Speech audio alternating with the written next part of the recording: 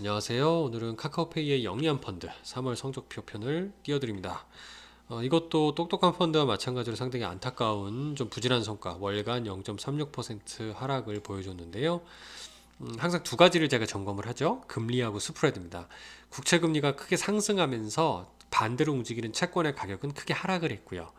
근데 그에 반면에 스프레드 같은 경우는 수급이다 보니까 사는 사람이 많으면은 채권의 가격이 올라가는 거잖아요. 그러면 이제 스프레드가 축소되는 특징을 가집니다. 근데 이게 상대적으로 적은 강세라는 얘기는 뭐냐면 채권 가격이 상승하니까 사람들이 그만큼 덜 샀지 않겠어요? 그래서 스프레드가 축소가 덜 된 거예요. 그래서 상대적으로 적은 강세에 그쳐서 금리 상승에 따른 채권 가격의 하락분을 스프레드 축소에 따른 채권 가격의 상승이 덜 일어나면서 결과적으로는 이제 자본 차익 면에서 하락으로 끝났다라는 게 이번 달의 특징입니다. 물론 이자는 차곡차곡 쌓이고 있고요.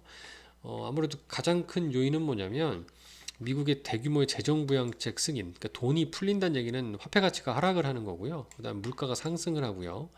그다음에 미국의 인프라 투자 계획 발표 등등으로 인해서 모두 다 국채 금리가 큰 폭의 상승을 일으키는 재료라고 볼 수가 있습니다.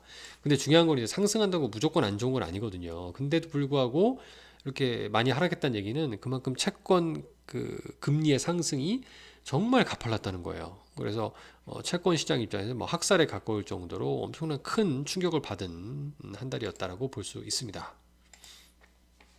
그래서 변동폭을 보더라도 작년 7, 8, 9월 달 육박하는 수준의 하락폭을 현재 보여주고 있고, 저는 다행히 이제 금리가 조금 멈췄기 때문에 지금부터는 좀 사도 되지 않을까라는 생각을 가지고 있습니다.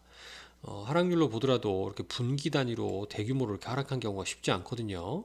그래서 통상 이렇게 분기 단위로 하락을 하고 나면은 모든 그 평균으로 다 회귀하는 경향이 있어요. 그래서 향후 3개월 동안은 좀 회복이 되지 않을까라는 생각도 갖고 있어서 주식이 조금 두려우신 분들은 요 영리한 채권을 좀 활용해서 투자를 해보시는 것도 좋겠다라고 생각을 하고 있고요.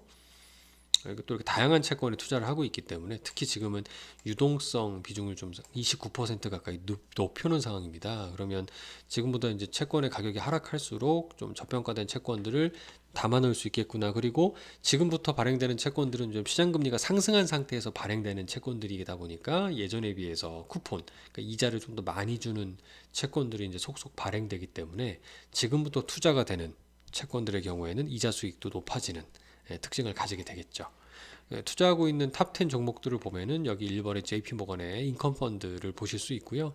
이거는 이제 이거야말로 어떤 특정 전략에 구애받지 않고 섹터에 구애받지 않고 JP 모건에서 운영을 해주는 인컴 채권 펀드가 되겠습니다. 한국에도 글로벌 본드 인컴이라는 걸로 소개가 돼 있어서 저도 되게 좋아하는 펀드 중에 하나인데 그 비중을 가장 높이 올려놓은 걸 보면 이 펀드 매니저님도 지금 시장의 채권 시장에 대해서 좀 불안하게 생각하시는 것 같아요. 그래서 이런 그 어떤 시장에도 불구하고 좋은 성과가 기대되는 이제 글로벌 채권 펀드 이것도 좀 분산이 되는 건데 이 자체에다가 또 투자를 하고 있다라는 걸 보더라도 아마 분산된 거에 또 분산을 하는 신중함을 지금 현재 포트폴리오에 지금 씌워놓은 게 아닌가라고 판단해 볼 수 있습니다.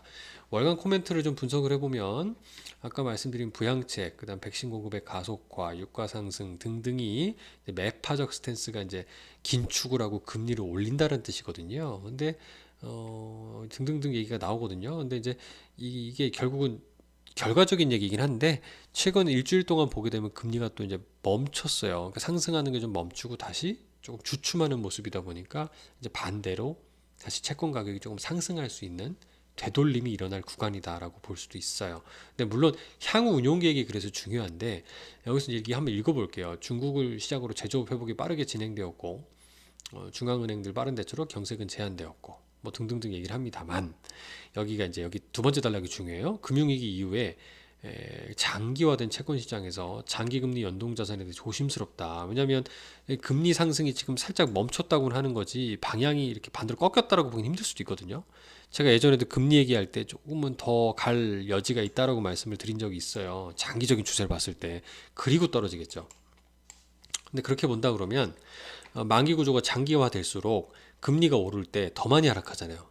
일찍 기억하세요. 만기가 길수록 채권 가격이 더 많이 움직입니다. 그렇기 때문에 장기 금리 연동 자산은 조심스럽다. 그래서 듀레이션, 그러니까 펀드의 만기죠. 채권들의 만기는 가급적이 포트폴리오 기준으로 보면 낮게 유지하겠다. 그러니까 짧게 가져가겠다는 거예요. 그러니까 금리가 상승할 때 채권 가격이 하락하는 정도를 좀 줄여보겠다라는 노력으로 볼 수 있습니다. 듀레이션 만기가 작을수록 가격도 적게 움직이니까 말이죠. 대신 등급은 좀 낮지만 경기가 회복될 때 수혜가 예상되는 은행이나 산업 섹터의 회사채 투자 비중을 높여 유지할 계획이다라고 한 얘기는 뭐냐면 등급이 낮다는 얘기는 이자를 많이 주는 거죠. 그러니까 달리 얘기하면 뭐 하이 일드 라고 표현을 하지만 등급이 낮다라는 뜻이에요. 하이힐드가 뭐 정크본드, 뭐 쓰레기 채권 이렇게 표현할 수도 있지만 그런 게 지금은 오히려 경기 부양책이라든가 포스트 코로나 등등으로 인해서 부도가 나기보다는 경기가 회복되면서 오히려 조금은 예전에 비해서 위험이 좀 줄어들 수 있지 않겠느냐. 그래서